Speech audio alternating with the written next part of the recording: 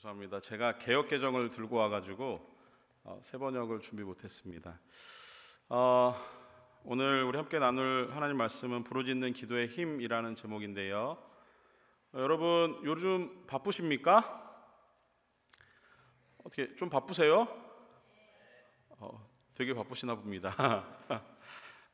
되게 바쁜 것 같아요. 근데 몇 년 전에 비해서 어떻게 일하는 시간이 늘어서 바빠지셨나요? 아니면은 일하는 시간 외에 다른 것 때문에 많이 바빠지셨는지 잘 모르겠지만 가만히 생각해 보건대 코비드를 지나면서 근무하는 형태가 많이 바뀌었잖아요. 그래서 재택근무도 많이 하실 거고, 또 예전에는 교회에서 모여가지고 이렇게 성경 공부하는 모임들이 대부분 다 교회에서 모여서 하는 모임들이었는데, 이제는 뭐 자연스럽게 줌이나 아니면 온라인으로 모여서 이런 미팅들도 많이 하는 것 같아요. 그러다 보니까 좀 좋은 점도 있는 것 같아요. 이렇게 막 우리가 움직이면서 쏟아야 되는 시간들과 그 정성들은 조금 세이브할 수 있는 것 같지만, 또 한편으로는 그렇게 남는 시간 내에 어떤 여유가 있음에도 불구하고 우리의 삶은 그렇게 예전에 비해서 한가해지지는 않았다라는 생각은 좀 듭니다. 여러분은 많이 바빠지셨다고 하는데, 바빠지신 게 일을 많이 하시기 때문에 바빠지셨는지, 아니면 다른 어떤 것 때문에 바빠지셨는지 잘 모르지만, 우리가 흔히 신앙생활이라는 것을 하다 보면은 신앙생활에 굉장히 중요한 두 가지가 있어요. 그리고 신앙생활의 가장 근본되는 목적이 하나 있다면은, 그것은 개인적으로는 하나님 예수 그리스도를 닮아가는, 거기에 우리의 신앙의 가장 중요한 초점이 있습니다. 그럼 흔히 신앙생활이라고 할 때 예수 그리스도를 닮아가는 것에 있어서 성경은 우리에게 이 두 가지 방법을 꼭 얘기해요. 하나는 뭐냐면은 하나님의 말씀을 훈련하는 것이고, 또 다른 하나는 기도의 훈련이 필요하다라고 말씀을 합니다. 그래서 성도이기 때문에 당연히 해야 하는 이 두 가지 훈련, 말씀 훈련과 기도 훈련, 이게 꼭 필요한 거예요. 이것을 통해서 성도는 건강한 성도로 성장하고 성숙하게 되어지는 것이에요. 그래서 가장 중요한 이 두 가지 필수적인 훈련, 말씀 훈련과 기도 훈련, 이것이 정말 잘 균형을 이루어야 되는 것이 성장하고 성숙하는 성도에게 반드시 필요한 부분입니다. 자, 그래서 매일매일 말씀을 읽고 또 말씀을 공부하고 묵상하는 훈련 해야 되는 것이고, 또 하나는 그 말씀 훈련과 함께 기도하는 훈련이 필요합니다. 그래서 예수 그리스도를 닮아가는 데까지 자라가기 위해서는 말씀과 기도 없이는 다른 방법으로는 가능하지 않다라고 하는 거예요. 자, 그렇게 관련해서 이제 말씀과 관련해서는 히브리서 4장 12절 말씀에 보면은 하나님의 말씀은 살아있고 활력이 있어서 좌우에 날선 어떤 검보다도 예리하다라고 말씀을 해요. 자, 이것을 한번 잘 기억해 보세요. 하나님의 말씀이 좌우에 날선 어떤 검보다도 예리하다. 하나님의 말씀을 검에다 비유하고 있습니다. 그리고 에베소서 6장에서는 영적 훈련, 영적 전쟁에 임하는 어떤 성도의 모습을 전신갑주에 입은 성도로 비유하는 가운데 17절 하반절에서 하나님의 말씀을 성령의 검, 역시 검에 비유를 하고 있어요. 자, 그렇게 놓고 보면은 이 땅을 살아가는 성도들이 매일매일 치러야 되는 영적 전쟁 가운데서 성도에게 주어져 있는 날카로운 무기가 한 가지 있다라고 하면은 그게 곧 검인데, 그 검은 곧 하나님의 말씀이라고 하는 거예요. 전쟁에 임하는 병사가 칼이 녹슬어 있고 칼이 예리하지 않다고 한다면은 전쟁에 나가서 승리할 수 없는 거죠. 아무리 휘두른들 칼은 베는 칼이 아니라 칼은 때리는 칼에 불과할 겁니다. 그래서 성도에게 필요한 첫 번째 말씀 훈련은 성도가 가져야 하는 예리한 검과 같은 거예요. 자, 두 번째 성도에게 있어서 중요한 훈련 중에 하나는 성도의 경건을 위해서는 말씀 훈련과 함께 기도 훈련이 꼭 필요합니다. 그래서 선지서를 우리가 이제 읽으면서 통독하는 가운데 나누는데, 이 선지서에서 주로 말씀하는 여러 가지 일들 가운데 이 기도와 관련된 일들을 많이 강조하는 부분이 있어요. 근데 특별히 성도에게 있어서 기도 훈련이라고 하는 것은 뭐 여러 가지 표현으로도 충분히 이것을 설명을 할 수 있어요. 어떤 거냐면은 기도는 흔히 우리가 영의 호흡이라고 합니다. 영적 호흡이에요. 우리가 지금 이렇게 숨을 자연스럽게 들이쉬고 내뱉는 것처럼 기도는 마치 그런 거라는 거예요. 그러면 만약에 호흡을 하지 않으면 그는 곧 죽음을 의미합니다. 마찬가지로 성도의 삶에 있어서 기도가 끊겨 있다라고 하는 것은 영적으로 하지 않는 성도라는 것은 곧 죽어 있는 성도라는 것을 이야기하는 것과 다르지 않습니다. 그래서 이 두 가지 훈련, 말씀 훈련과 기도 훈련, 이것에 대해서 여러분은 얼마나 많은 시간을 하루에 투자하고 계십니까? 말씀 훈련 꾸준히 하고 기도 훈련 꾸준히 하고 계십니까? 오늘은 특별히 그 부분에 있어서 두 번째 이 기도 훈련에 대해서 우리가 좀 말씀을 나누고 특별히 부르짖는 기도에 대해서 함께 말씀을 나누려고 합니다. 만약에 여러분이 여러 가지 상황이 있고 살아가는 삶의 여러 형편을 맞닥뜨리는 상황 가운데서 너무너무 분주하기 때문에 내가 하나님 말씀을 읽을 시간이 없고 나에게 기도할 시간이 부족하다라고 한다면은 오늘 이 시간 가지고 있는 그 생각을 바꾸셔야 되는 거예요. 말씀과 기도 없이 성도로 이 땅을 살아가는 것은 불가능입니다. 그래서 하나님의 말씀을 듣는 훈련과 하나님의 말씀을 듣고 삶에 적용하기 위해서 결단하고 다짐하며 되새기는 과정인 기도 훈련은 성도에게 너무 중요한 일이에요. 그래서 오늘 예레미야 선지자가 우리에게 주시는 이 본문의 말씀을 통해서 기도 훈련과 관련해서 오늘 같이 한번 말씀을 나누고 생각해 보도록 하려고 합니다. 여러분, 선지자 그러면은 보통 선지자는 그 자기의 이야기를 하는 사람이기보다는 하나님의 말씀을 듣고 전달하는 스피커의 역할을 했던 사람이에요. 특별히 우리가 이 예레미야 선지자의 말씀을 이제 통독하는 가운데 예레미야 선지자에게 있는 별명이 한 가지 있는데 그는 눈물의 선지자입니다. 왜 이런 별명이 붙었냐면은 예레미야가 활동하던 시기는 남유다에 대해서 하나님의 말씀을 듣고 전달하는 역할을 했어요. 근데 하나님이 예레미야를 통해서 전달하고자 하는 말씀이 너무너무 아프고 힘든 말씀이었던 거예요.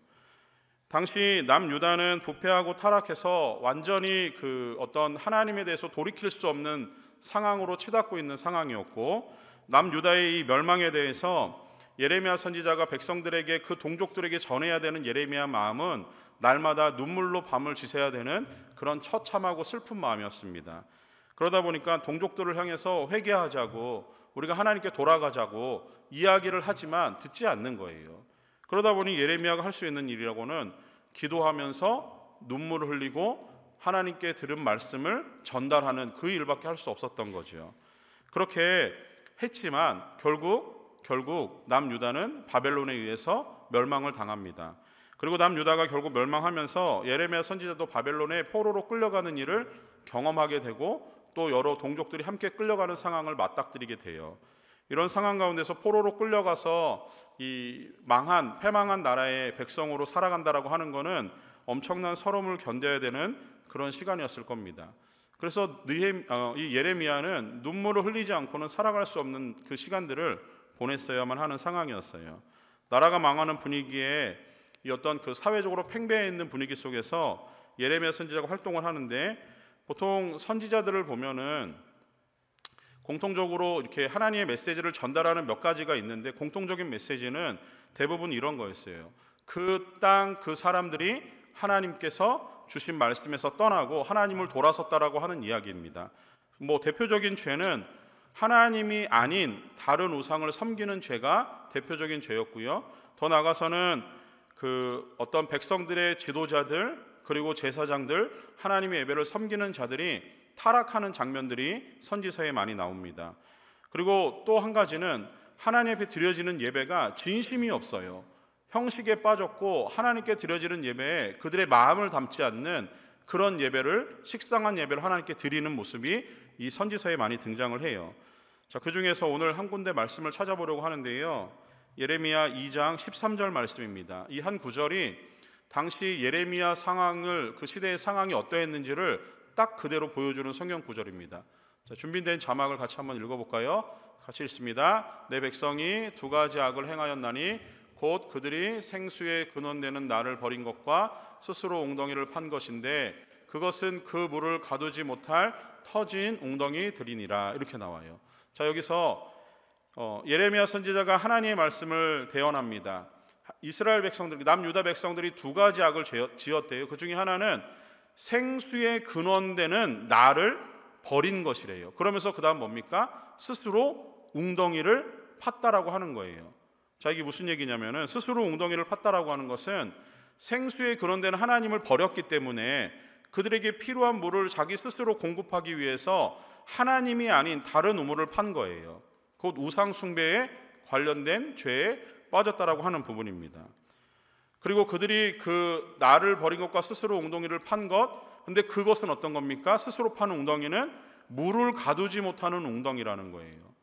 그러니까 그 웅덩이는 판들 의미가 없고 물을 마실 수 없고 생명을 지속할 수 없는 처참한 웅덩이라고 하는 것을 이렇게 표현하는 거예요. 다시 얘기해서 예레미야 시대의 시대상이 뭐냐면은 그들은 하나님을 버리고 스스로 우상을 섬기기에 급급한 그런 모습으로 살아가고 있었다라고 하는 겁니다. 이게 예레미야 시대에 그 사람들이 살던 그 모습이었다라고 하는 거예요. 그때 하나님이 이스라엘 백성, 남유다 백성들에게 하나님의 음성을 전달하는 부분이 이 예레미야 선지자의 말씀입니다. 자, 그런데 그 예레미야 선지자를 통해서 하나님의 말씀을 전달을 하시는데 이 하나님의 말씀을 우리가 좀 잘 캐치해야 될 부분이 있어요. 도대체 이들이 하나님을 버리고 우상을 섬기면은 하나님은 도대체 그들에게 어떤 심판을 내리시고 어떤 징계를 행하실 것인가? 이거 되게 중요한 문제예요. 그리고 그 징계 이유가 더 중요합니다.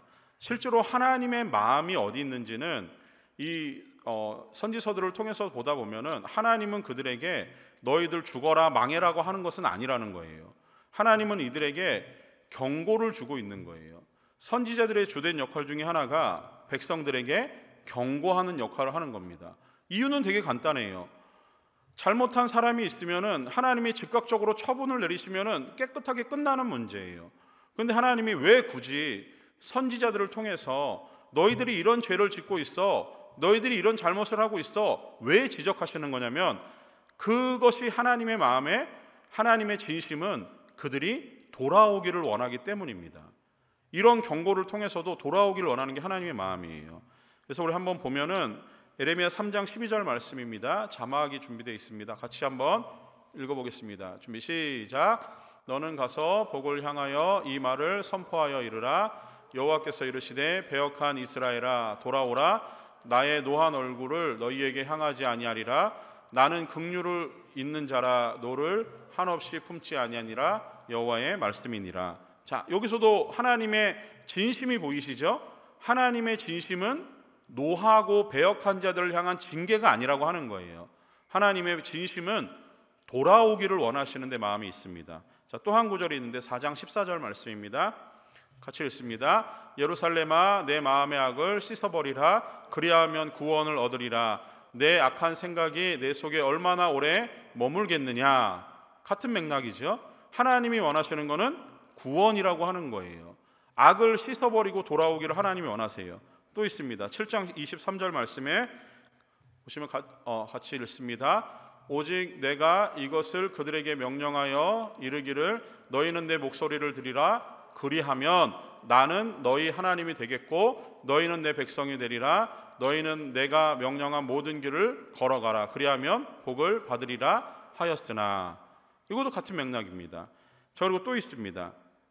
그 밑에 7장 24절 같이 읽습니다. 그들이 순종하지 아니하며 귀를 기울이지도 아니하고 자신들의 악한 마음의 꾀와 완악한 대로 행하여 그 등을 내게로 돌리고 그 얼굴을 향하지 아니하였으며. 자, 하나님이 이런 말씀을 왜 계속 하신다고요? 하나님의 본심은 이게 아니에요. 돌아오기를 원하기 때문에 경고를 주시는 거예요. 그 다음 구절 26절도 보시면은 이렇게 말씀을 합니다. 너희가 나에게 순종하지 아니하며 귀를 기울이지 아니하고 몸을 굳게 하며 너희 조상보다 악을 더 행하였느니라. 이렇게 말씀을 하세요. 그리고 26절도 한번 볼까요? 같이 읽습니다. 네, 이게 26절 읽었지요? 네, 그래요. 하나님의 마음은 결국 이스라엘 백성들을 향해서 돌아오기를 원하시는 마음이 있는 거예요. 유다 백성들이 하나님의 말씀에 관심이 없고 그들이 하나님을 향해 음성에 귀를 기울이지 않는다고 해도 하나님의 본심은 그들이 회개하고 돌아오기를 바라는 거예요. 자, 그런데도 불구하고 이스라엘 백성들, 남유다 백성들은 서슴없이 하나님 앞에서 죄를 저지르는 일을 멈추지 않습니다. 자, 그런데 이런 상황 가운데서 하나님의 진정한 뜻은 그들을 향한 진노와 징계가 아니라 돌아오기를 원하신다라는 것을 우리가 좀 기억을 해야 돼요. 진짜 하나님의 마음이 오늘 본문 가운데도 나타나요. 10절 말씀인데요. 읽은 본문 전에 10절 말씀을 한번 보시면은 29장 10절에 이런 말씀이 있어요. 여호와께서 이와 같이 말씀하시니라. 바벨론에서 70년이 차면 내가 너희를 돌보고 나의 선한 말을 너희에게 성취하여 너희를 이곳으로 돌아오게 하리라 라고 하는 거예요. 자, 아까 제가 처음에 이 성도에게 있어서 중요한 두 가지 훈련이 있다고 그랬죠. 하나는 말씀 훈련이고요, 두 번째는 기도 훈련이었어요. 자, 지금까지 제가 말씀을 쭉 이렇게 읽었어요.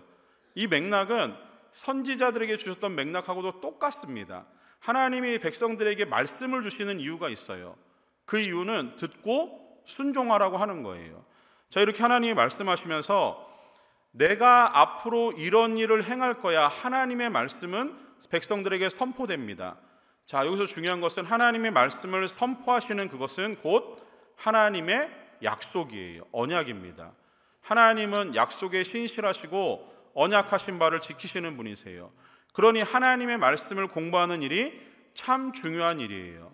그 말씀을 알고 기억을 해야 돼요. 그리고 하나님의 말씀이 주는 방향을 따라서 걸어가는 게 성도의 삶에 아주 중요한 걸음입니다. 자, 그런데 이스라엘 백성들, 남유다 백성들은 그렇게 살지 않았어요. 하나님이 말씀을 주셨지만 듣지 않았어요.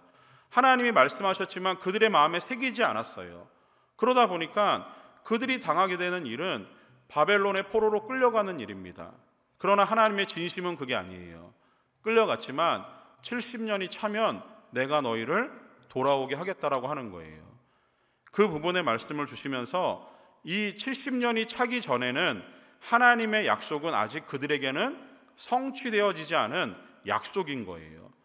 그러나 하나님의 약속을 기억하는 이스라엘 백성들이라고 한다면은 그 말씀을 가슴에 새겨야 되는 겁니다. 자, 이스라엘 백성들이 범죄로 멸망하고 바벨론의 포로로 끌려갑니다. 70년에 차서 하나님이 돌아오게 하시겠다라고 하는 약속이 기다리고 있는 거예요. 그 시점에, 약속을 기다리는 시점에서 예레미야 선지자가 백성들에게 하나님의 말씀을 증거하면서 오늘 본문의 말씀을 곁들여 말씀을 합니다. 이 본문의 말씀에서는 아주 중요한 기도 훈련과 관련된 이야기를 하고 있어요. 자, 11절 말씀 우리가 읽었지만 다시 한번 11절 말씀을 보시면은 제가 개역개정으로 읽어드릴게요. 너희를 향한 나의 생각을 내가 아나니 평안이요 재앙이 아니니라. 너희에게 미래와 희망을 주는 것이니라 라고 말씀을 합니다. 자, 여기서 하나님의 생각은 뭐냐면은 평안이라고 하는 거예요. 그 앞절 말씀에서는 돌아오겠다라고 하시겠다고 하셨으니 하나님의 약속은 이스라엘 백성들을 향한 평안입니다. 그리고 하나님의 생각은 성취되어질 약속을 통해서 백성들에게 선포되어졌어요. 백성들의 입장에서는 이 말씀을 붙드는 거예요. 붙들고 그 다음 무엇을 하느냐? 12절과 13절 말씀을 보니까 너희가 내게 와서 부르짖으라고 하는 거예요.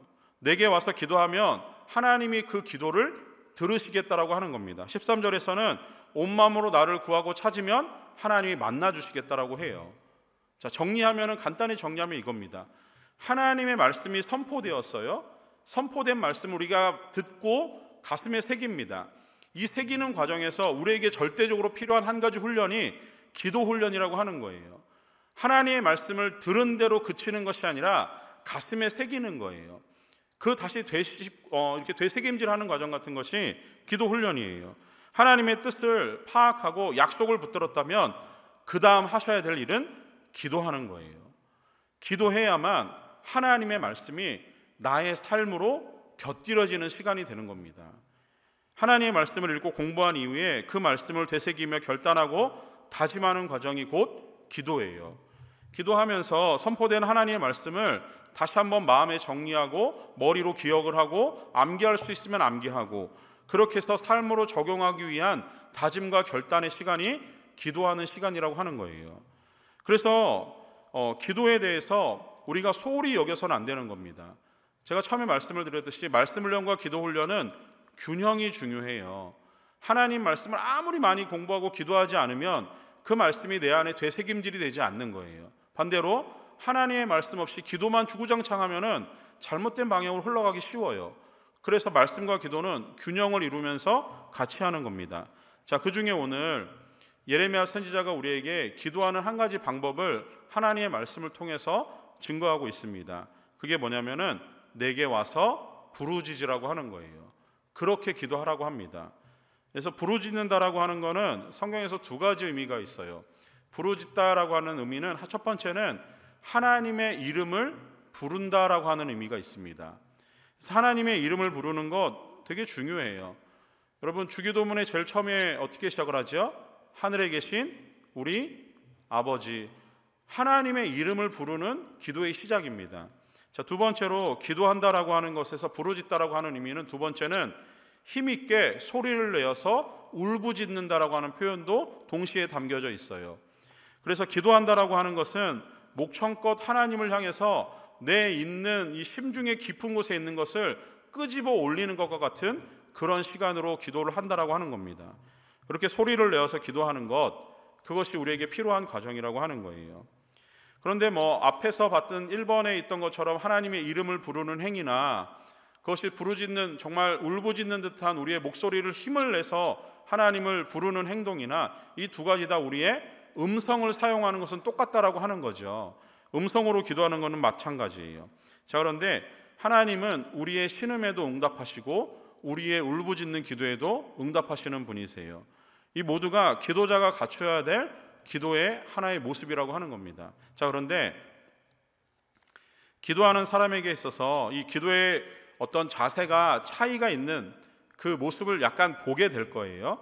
특별히 이제 두 번째 의미를 담아서 하나님 앞에 힘써서 있는 목청을 다해서 기도하는 부르짖는 기도가 약간 다른 의미가 있습니다. 단순하게 우리가 기도할 때 묵상으로도 기도하잖아요. 근데 실제로 묵상 기도라고 하는 이 묵상이라고 하는 표현 자체는 하나님의 말씀을 읽는 행위에 가까워요. 기도의 묵상이라고 하는 표현을 쓰는 것은 솔직히 잘 맞지는 않아요. 그러면 묵상 기도는 어떤 의미냐면은 우리가 공부하고 외운 말씀이 있으면 묵상 기도를 통해서 조용하게 하나님의 말씀을 읊조리는 기도가 묵상 기도에 가깝습니다. 그러면 실제로 우리가 하나님께 부르짖는 기도라고 하는 것은 묵상 기도와는 조금 다른 우리의 있는 힘껏 소리를 내어서 하나님의 이름을 부르며 기도하는 것에 가까워요. 자, 이렇게 기도할 때 조용히 기도하는 것도 참 중요하지만 소리를 내어서 기도하는 게 참 중요해요. 왜냐하면 오늘 그 두 가지 부르짖는 기도의 힘에 대해서 나누려고 하는데요. 자, 첫 번째 14절 말씀을 다시 한번 보시면은 14절 말씀에서 이것은 여호와의 말씀이니라 라고 시작을 하고 끝에 뭐라고 끝납니까? 이것은 여호와의 말씀이라고 끝나요. 자, 13절에 무슨 내용이 있었습니까? 부르짖으라는 내용이 있었어요. 그 말씀과 연결해서 부르짖는 기도를 하라고 하시는 하나님의 말씀이 이것은 여호와의 말씀이라는 거예요. 그리고 이 14절에 나오는 전체적인 내용 역시 여호와의 말씀과 여호와의 말씀 사이에 있는 중요한 말씀이라고 하는 것을 이런 식으로 표현을 하는 겁니다. 자, 14절 화면에 있는 자막을 같이 한번 읽겠습니다. 시작. 이것은 여호와의 말씀이니라. 나는 너희들을 만날 것이며 너희를 포로된 중에서 다시 돌아오게 하되 내가 쫓아보내었던 나라들과 모든 곳에서 모아 사로잡혀 떠났던 그곳으로 돌아오게 하리라. 이것은 여호와의 말씀이니라. 자, 여호와의 말씀이 이렇게 선포되었습니다. 그 앞전에 뭐가 있었죠? 부르짖으라고 하는 기도가 있었습니다. 부르짖는 기도가 이 말씀과 연결해서 두 가지의 중요한 힘이 있어요. 첫 번째는 뭐냐면요, 부르짖는 기도는 하나님이 우리를 만나주시는 시간이라고 하는 거예요. 하나님이 우리를 만나주시는 시간을 하나님은 부르짖는 기도를 통해서 들으신다라고 하는 거예요. 여러분 주변에 아는 사람 중에 여러분의 형편과 상황에 대해서 잘 알고 있는 사람, 그리고 여러분의 문제를 실제로 해결해 줄 수 있는 사람이 있으십니까? 아니면은 여러분의 어떤 삶의 어떤 지금 순간뿐만이 아니라 앞으로 다가오는 미래의 모든 시간에 대해서 여러분의 삶에 대해서 그것을 책임져 줄 수 있는 그런 사람이 여러분 주변에 있으십니까? 어렸을 때에는 부모님들이 그 역할을 여러분들에게 다 해줬을 거예요. 여러분들의 미래가 걱정되지 않도록 부모님이 여러분의 미래를 잘 갈 수 있도록 도와주셨을 거예요. 힘들고 어려운 문제가 부딪히면 부모님들이 여러분의 삶에 다가와서 그 문제를 적극적으로 해결해 주셨을 거예요. 그래서 여러분들이 이 자리에 있는 것 아니겠습니까? 자, 그런데 우리 부모님들은 시간이 지나면서 늙으세요. 힘은 쇠약해지세요.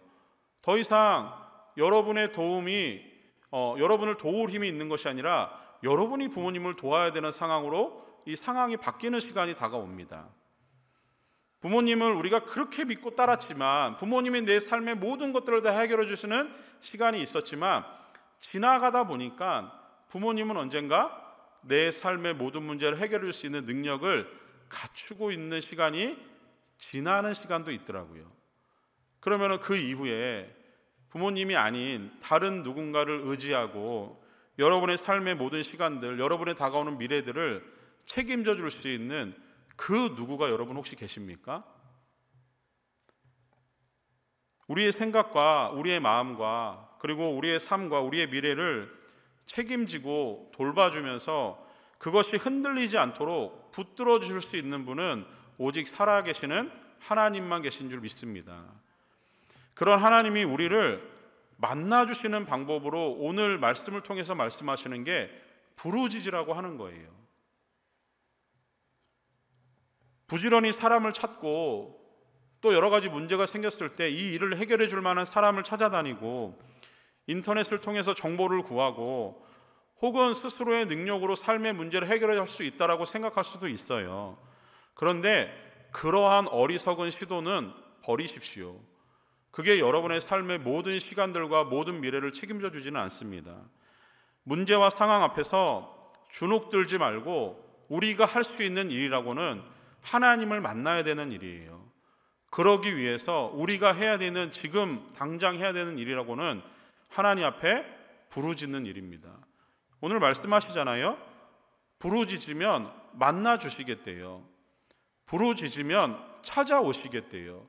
기도하는 그 자리에 하나님이 여러분의 기도를 듣기 위해서 오셔서 귀를 기울이시겠대요. 그러니 여러분, 하나님 앞에 부르짖는 일이 그렇게 힘듭니까? 하셔야 되는 일이에요. 기도 훈련 당연히 하면서 하나님 앞에 부르짖는 일을 해보세요.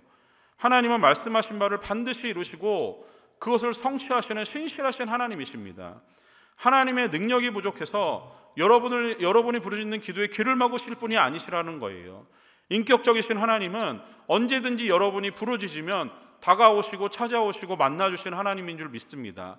그 하나님 앞에 여러분의 심중에 있는 깊은 곳들에 있는 것들을 부르짖어 보세요. 그리고 그 하나님 앞에 여러분의 진심을 쏟아놔 보세요. 그것이 어떤 마음이 됐건 상관없어요. 다윗이 하나님 앞에 쏟아놓는 마음의 시편의 기도들을 보면은 나를 향해서 큰 어려움을 주고 고통을 주는 사람을 향해서 마치 저주하듯이 그 사람을 향해 기도를 쏟아놓는 장면도 있어요. 그게 왜 그러는 거냐면은 다윗은 그 자신을 향한 사람을, 그 어려움 주는 사람을 향해서 복수하겠다는 마음이 아니라 자신의 심중에 있는 어려운 마음들을 하나님 앞에 쏟아놓는 거예요. 왜요? 들으시는 하나님, 만나주시고 찾아오시는 하나님 앞에 맡겨보는 거예요. 그리고 자신은 복수하지 않아요. 다만 하나님이 일하시도록 만들어드리는 거예요. 그래서 부르짖는 기도는 우리가 하나님을 만나는 기도예요. 여러분의 삶에 이 기도가 있기를 원합니다. 여러분의 부르짖는 기도를 들으시고 하나님이 반드시 여러분을 만나주실 거예요. 오늘 말씀을 보니까 그렇게 약속을 하셨잖아요. 만나주시겠다고. 그러니 여러분, 인격적인 하나님을 부르짖으시면서 만날 수 있는 우리 청년들 되기를 소망합니다. 두 번째, 부르짖는 기도를 통해서 하나님은 우리에게 당신의 뜻을 밝히 보여주시고 믿도록 하세요. 오늘 14절의 말씀에 쭉 보면은 하나님이 장차 무슨 일을 행하실 것인지를 우리에게 간략하게 쭉 소개를 하는 거예요. 그러면서 아까도 말씀을 드렸지만 14절 시작은 이것은 여호와의 말씀이니라, 마지막은 이것은 여호와의 말씀이니라. 가운데 있는 내용은 뭐예요? 여호와의 말씀인 거예요. 말씀하신 하나님이 당신의 모든 계획을 우리에게 선명하게 보여주세요. 그것이 우리에게 캐치되도록 하는 힘이 어디 있습니까? 13절에 부르짖는 기도를 통해서 하나님의 말씀과 뜻이 무엇인지를 우리에게 말씀하시겠다라고 하는 거예요. 그러니 하나님께 이 모든 것들을 맡겨보는 거예요. 하나님의 속에 감추어져 있는 일들, 하나님이 앞으로 행하실 비밀과 같은 일들, 그것을 깨닫는 한 가지 방법이 부르짖는 기도입니다. 하나님이 부르짖는 기도를 통해서 하나님이 행하실 일들을 밝히 보여주시고 우리 가운데 믿음으로 그것이 수납되어지도록, 믿어지도록 하나님이 일하시는 게 기도하는 힘의 능력입니다. 그래서 하나님 앞에 부르짖는 그런 자녀의 기도 있었으면 좋겠습니다. 하나님의 뜻을 물으시고 정말 신비하고 오묘하신 하나님의 뜻을 깨달아 알아가는 과정이 기도하면서 부르짖는 기도를 통해서 하나님이 우리에게 밝히 보여줄 줄 믿습니다. 말씀을 맺겠습니다. 예수님은 모든 일을 하실 때 제일 먼저 하셨던 일이 기도예요. 하루를 시작하시기 전에 새벽마다 기도하셨어요. 하루가 맞춰지면은 그 마치는 순간에 예수님은 때로는 철야로 기도하신 예수님이십니다. 예수님이 저녁 늦게까지도 기도하시고 아침부터도 기도하셨어요. 근데 예수님이 십자가를 지시기 전에는 땀을 흘리는데 피가 섞여서 나올 정도로 기도하셨대요. 예수님이 무슨 능력이 없어서 예수님이 십자가 지는 것에 대해서 너무너무 두려운 마음 때문에, 그리고 예수님이 정말 우리 같아서 그렇게 예수님이 아무 능력이 없기 때문에 그렇게 하나님 앞에 열심히 기도한 것 같습니까? 그렇지 않아요. 그렇지 않아요. 예수님은 참 하나님이시기 때문에 하나님으로서의 능력을 갖추고 계시고, 예수님은 참 지혜이시고 말씀이시기 때문에 하나님의 그 모든 것들을 행하시는 능력이 하나님이십니다. 도움이 절실하기 때문에 기도하신 것이 아니라 기도해야만 하나님의 뜻이 이루어지기 때문에 예수님도 기도하신 거예요. 마찬가지입니다. 여러분, 지금 하나님이 우리를 위해서 예수님이 그 하나님 우편에서 중보하고 계신다고 하는 사실을 알고 계십니까? 예수님은 지금도 하나님 우편에서 여러분들을 위해서, 여러분들의 모든 상황과 어려운 형편들을 위해서 중보하며 기도하고 계세요. 로마서를 보니까 사도 바울의 고백이 이렇게 나와요. 성령님은 우리가 기도할 수 없는 그 순간에도 말할 수 없는 탄식으로 여러분들을 위해서 기도하고 계신다라고 사도 바울은 고백을 합니다. 예수님도 지금도 쉬지 않고 하나님 보좌 우편에서 우리를 위해서 중보하며 기도하시고, 성령님은 말할 수 없는 탄식으로 우리를 위해서 기도하시는데, 여러분은 왜 여러분의 기도를 스스로 하지 않습니까? 기도를 부탁하는 일보다 중요한 것은 기도하는 일이에요. 기도하되 부르짖으면서 기도하세요. 제가 아이를 키워보니까 그런 것 같아요. 아이가 태어나면 할 수 있는 일이라고는 우는 일밖에 없어요. 맨날 울어요. 맨날 울어요. 잘 때도 울고. 왜 우리 그렇잖아요? 졸리면 뭐 하면 되죠? 자면 돼요. 근데 아이는 자지 않아요. 울어요. 배고프면 우린 먹으면 돼요. 근데 아이는 울어요. 똥 싸고 오줌 싸면은 울어요. 얘가 할 수 있는 일이라고는 우는 일밖에 없어요. 근데 희한한 게 있어요. 아이가 울면은 제일 먼저 누가 그 아이의 울음을 듣는지 아십니까? 부모가 들어요. 엄마가 듣고 아빠가 들어요. 저는 사역하다 보면은 한번 자면은 잘 못 듣거든요. 근데 저희 아내는 아이가 엥 하면은 그냥 깨더라고요. 듣더라고요. 마찬가지예요. 우리가 스스로 무엇인가를 할 수 있기 때문에 내 힘의 능력이 닿는 대로 살아가는 삶은 한계가 있습니다. 그런데 하나님 앞에 한번 부르짖어 보세요. 부모 되시는 우리의 하나님께서 여러분의 그 신음소리를 듣지 않으시겠습니까? 우리 하나님께서 울면 달려가는 부모처럼 그 아이의 울부짖음에 하나님이 응답하시지 않으시겠습니까? 하나님은 부르짖는 기도를 통해서 만나주시겠대요. 하나님 앞에 부르짖으면 하나님의 뜻이 무엇인지 선명히 깨닫게 하신대요.